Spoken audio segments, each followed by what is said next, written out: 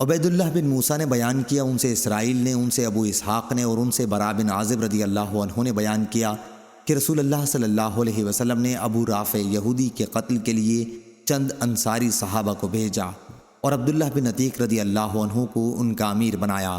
یہ ابو رافع حضور اکرم صلی اللہ علیہ وسلم کو ایذا دیا کرتا تھا اور آپ کے دشمنوں کی مدد کیا کرتا تھا۔ حجاز میں اس کا ایک قلعہ تھا اور وہیں وہ رہا کرتا تھا۔ جب اس کے قلعے کے قریب یہ پہنچے تو سورج غروب ہو چکا تھا اور لوگ اپنے مویشی لے کر اپنے گھروں کو واپس ہو چکے تھے۔ عبداللہ بن عتیق رضی اللہ عنہ نے اپنے ساتھیوں سے کہا، تم لوگ یہیں ٹھہرے رہو، میں اس قلعے پر جا رہا ہوں اور دربان پر کوئی تدبیر کروں گا تاکہ میں اندر جانے میں کامیاب ہو جاؤں۔ چنانچہ وہ قلعے کے پاس آئے اور دروازے کے قریب پہنچ کر انہوں نے خود کو اپنے کپڑوں میں اس طرح چھپا لیا جیسے کوئی قضائے حاجت کر رہا ہو۔ قلعے کے تمام آدمی اندر داخل ہو چکے تھے۔ دربان نے آواز دی، اے اللہ کے بندے، اگر اندر آنا ہے تو جلد آ جا، میں اب دروازہ بند کر دوں گا۔ عبداللہ بن عتیق رضی اللہ عنہ نے کہا، چنانچہ میں بھی اندر چلا گیا اور چھپ کر اس کی کارروائی دیکھنے لگا۔ جب سب لوگ اندر آ گئے تو اس نے دروازہ بند کیا اور کنجیوں کا گچھا ایک پھونٹی پر لٹکا دیا۔ انہوں نے بیان کیا کہ اب میں ان کنجیوں کی طرف بڑھا اور انہیں لے لیا۔ پھر میں نے قلعے کا دروازہ کھول لیا۔ ابو رافع کے پاس رات کے وقت داستانیں بیان کی جا رہی تھیں اور وہ اپنے خاص بالا خانے میں تھا۔ جب داستان کو اس کے یہاں سے اٹھ کر چلے گئے تو میں اس کے کمرے کی طرف چڑھنے لگا۔ اس عرصے میں جتنے دروازے اس تک پہنچنے کے لیے کھولتا تھا انہیں اندر سے بند کرتا جاتا تھا۔ میرا مطلب یہ تھا کہ اگر قلعے والوں کو میرے متعلق علم بھی ہو جائے تو اس وقت تک یہ لوگ میرے پاس نہ پہنچ سکیں جب تک میں اسے قتل نہ کر لوں۔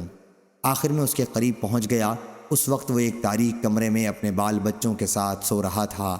مجھے کچھ اندازہ نہیں ہو سکا کہ وہ کہاں ہے، اس لیے میں نے آواز دی، یا ابا رافع۔ وہ بولا، کون ہے؟ میں نے آواز کی طرف بڑھ کر تلوار کی ایک ضرب لگائی۔ اس وقت میرا دل دھک دھک کر رہا تھا۔ یہی وجہ ہوئی کہ میں اس کا کام تمام نہیں کر سکا۔ وہ چیخا تو میں کمرے سے باہر نکل آیا اور تھوڑی دیر تک باہر ہی ٹھہرا رہا۔ پھر دوبارہ اندر گیا اور میں نے آواز بدل کر پوچھا، ابو رافع یہ آواز کیسی تھی؟ وہ بولا، تیری ماں غارت ہو، ابھی مجھ پر کسی نے تلوار سے حملہ کیا ہے۔ انہوں نے بیان کیا کہ پھر آواز کی طرف پڑھ کر میں نے تلوار کی ایک ضرب اور لگائی۔ انہوں نے بیان کیا کہ اگرچہ میں اسے زخمی تو بہت کر چکا تھا لیکن وہ ابھی مرا نہیں تھا، اس لیے میں نے تلوار اس کے پیٹ پر رکھ کر دبائی جو اس کی پیٹھ تک پہنچ گئی۔ اب مجھے یقین ہو گیا کہ میں اسے قتل کر چکا ہوں۔ چنانچہ میں نے دروازہ ایک ایک کر کے کھولنے شروع کیے۔ آخر میں ایک زینے پر پہنچا۔ میں یہ سمجھا کہ زمین تک پہنچ چکا ہوں لیکن ابھی میں نہ پہنچا تھا، اس لیے میں نے اس پر پاؤں رکھ دیا اور نیچے گر پڑا۔ چاندنی رات تھی، اس طرح گر پڑنے سے میری پنڈلی ٹوٹ گئی۔ میں نے اسے عمامے سے باندھ لیا اور آ کر دروازے پر بیٹھ گیا۔ میں نے یہ ارادہ کر لیا تھا کہ یہاں سے اس وقت تک نہیں جاؤں گا جب تک یہ نہ معلوم کر لوں کہ آیا میں اسے قتل کر چکا ہوں یا نہیں۔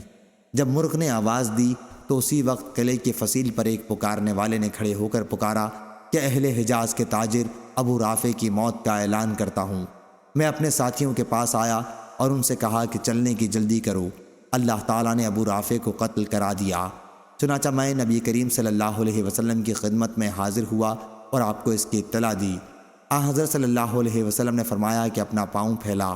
میں نے پاؤں پھیلایا تو آپ نے اس پر اپنا دست مبارک پھیرا اور پاؤں اتنا اچھا ہو گیا جیسے کبھی اس میں مجھ کو کوئی تکلیف ہوئی ہی نہ تھی۔